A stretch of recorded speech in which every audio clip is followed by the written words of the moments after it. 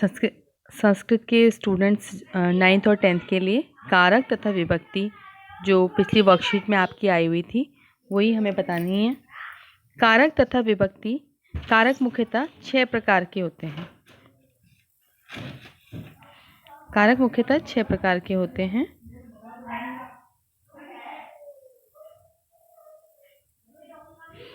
कर्ता कारक में देखेंगे कि मुख्यतः 6 प्रकार के बताए आपको।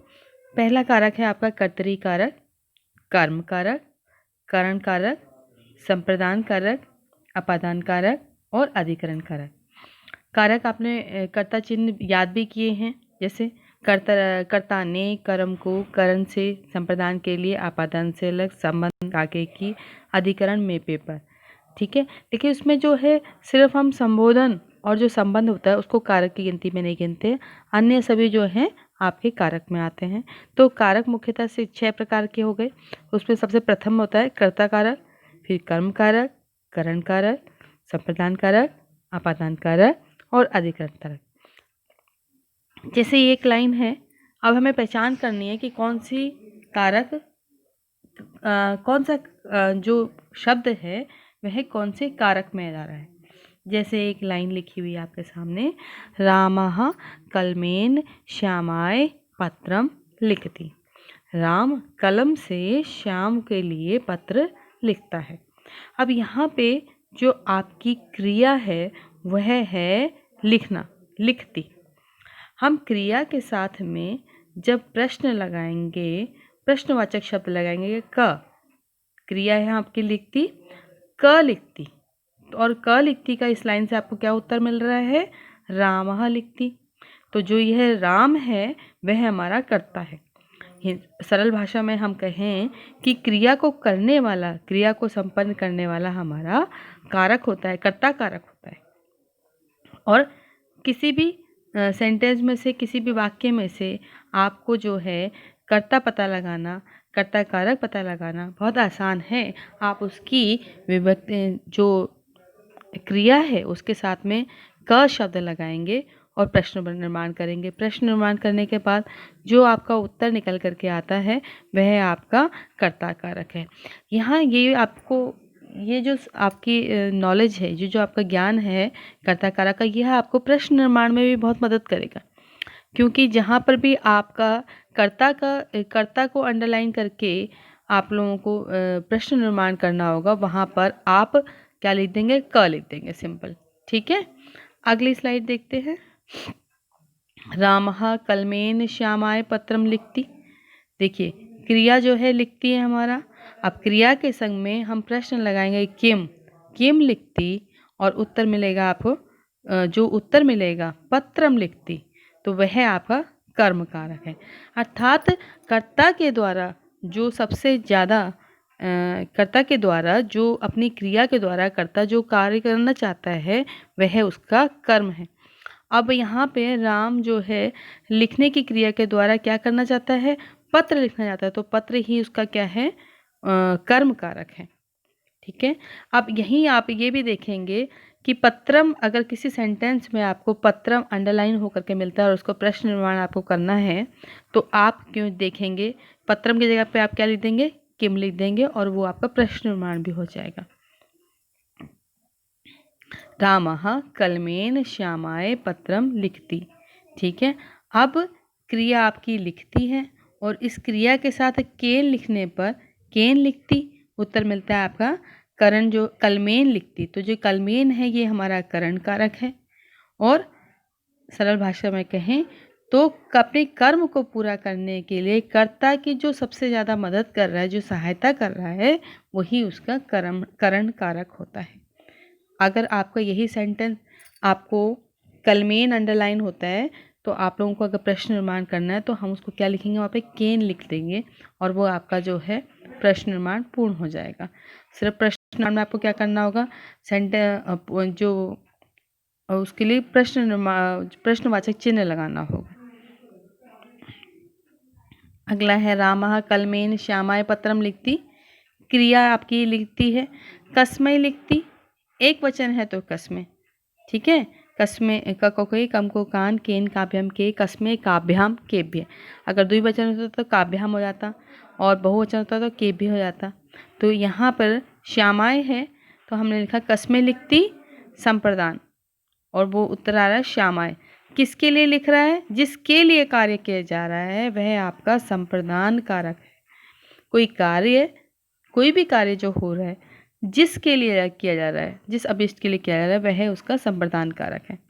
यहीं आप देखेंगे अगर आपका प्रश्न निर्माण में श्यामाएँ अंडरलाइन होकर के आएगा तब आपने क्या लिखना है? कस्मे लिखेंगे।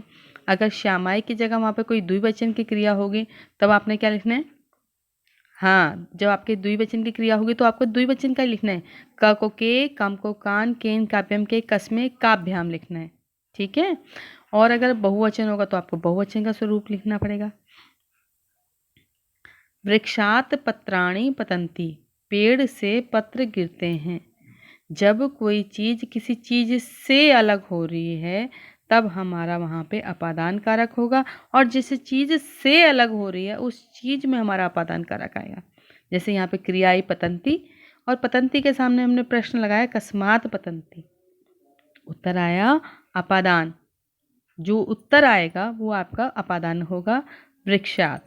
यहाँ पे क्वेश्चन है, आपका प्रश्न बनता है पतंती कस्मात पतंती, तो वृक्षात पतंती। ठीक है। अगर यहाँ पे पत्राणी हो जाता तो आपका आ जाता है कानी पतंती। ठीक है। तो हम यहाँ पर जो प्रश्न निर्माण करने के लिए अगर वृक्षात अंडरलाइन शब्द होकर आता है और आप लोगों को प्रश्न निर्माण करना है तो हमारा क्या उत्तर जाएगा? कस्मात आ जाएगा। रामः कलमेन पुस्तकालयात श्यामाय पत्रम लिखती। राम कलम से पुस्तकालय में श्याम के लिए पत्र लिखता है। यहाँ भी हमारी क्रिया है लिखती। इस क्रिया लिखती के संग में हम जब कुत्र लिखेंगे, कुत्र लिखती, तो हमें उत्तर मिलता है अधिकरण, और यही हमारा अधिकरण जो मिलता है पुस्तकालयात, ये हमारा अधिकरण कारक है।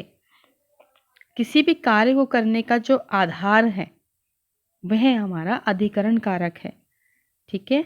और अगर हमें यहाँ पर पुस्तकालय शब्द अंडरलाइन होकर के मिलता तो जब भी किसी को अधिकरण, अक्सर जब भी आप लोगों का कोई अधिकरण कारक आपको मिलता है और उसमें प्रश्न निर्माण के लिए आता है तो वहाँ पे हम लिखेंगे कुत्र। तो इस तरीके से आपका ये जो है आपको कारक का भी ज्ञान कराता है, ये आपको वाच्य निर्माण में भी कार्य करेगा, ये आपको चित्र वर्णन में भी कार्य करेगा, और साथ ही आपको प्रश्न निर्माण में भी मदद करेगा। तो आपको कारक का ज्ञान होना बहुत ज़रूरी है। अब हम देखते हैं, जब आपको कारक का ज्ञान हो गया कि क लिखती तो वो आपको जो उत्तर मिलेगा वो कर्ता होगा। राम उत्तर आया था वहाँ पर रामः, और कर्ता में सदैव क्या होगी? प्रथमा विभक्ति होगी। अगर वह एक वचन है तो एक वचन, द्विवचन है तो द्विवचन, बहुवचन है तो बहुवचन, लेकिन विभक्ति हमेशा प्रथमा होगी। किम लिखती कर्म कारक आएगा, और कर्म कारक में हमारी कौन सी विभक्ति आएगी? द्वितीय विभक्ति आएगी। केन लिखती करण कारक से, अब केंद्र से आपको उत्तर मिलेगा करण कारक का, और करण कारक में हमारी कौन सी होगी? तृतीय विभक्ति होगी। कस्मय लिखती तो यहाँ पर आएगा कस्मय का जो जवाब मिलता है आपको वह मिलता है आपको संप्रदान कारक से, और उसमें सदैव चतुर्थी विभक्ति का प्रयोग होता है। कस्मात पतंती किससे गिरते हैं, वहाँ आएगा आपका अपादान। कोई चीज़ जब किसी चीज़ से अलग हो रही है तो आप लोग वहाँ पर अपादान का प्रयोग करते हैं। जिस चीज़ से अलग हो रहे हैं उसको हमें अपादान करना है, और वहाँ हमेशा सदैव पंचमी विभक्ति का प्रयोग होता है। कार्य को करने का आधार, कार्य कहाँ हो रहा है, जहाँ हो रहा है, जिस जगह पे हो रहा है वह उसका अधिकरण कारक है, और कुत्र से उसका आपको मिलेगा। तो अगर कुत्र प्रश्न करने से आपको कोई जवाब मिल रहा है, आंसर मिल रहा है, तो वह आपका अधिकरण कारक है, और अधिकरण कारक में सदैव आपका सप्तमी विभक्ति का प्रयोग होता है। तो यहाँ आप ये जो ज्ञान है आपका कारक का ज्ञान, ये आपको प्रश्न निर्माण का जो आपके 4 या 5 नंबर का आता है पेपर में, उसमें भी मदद करेगा, साथ में आपको चित्र वर्णन में भी मदद करेगा, और कारक का ज्ञान होना बहुत ज़रूरी है, जो आप लोग अपने फिल इन द ब्लैंक्स जितने भी आएंगे रिक्त स्थान वगैरह उसके लिए भी ज़रूरी है। ये कार्य आप लोग 9th में भी करके आए हुए हैं। व्याकरण विधि में भी आपके 116 पेज पर से स्टार्ट हो रखा है। अगली जो आपको वीडियो हम देंगे वो आपकी उपपद विभक्ति से बताएंगे। ठीक है 10th क्लास, तो यहाँ ही क्लोज करते हैं आपका।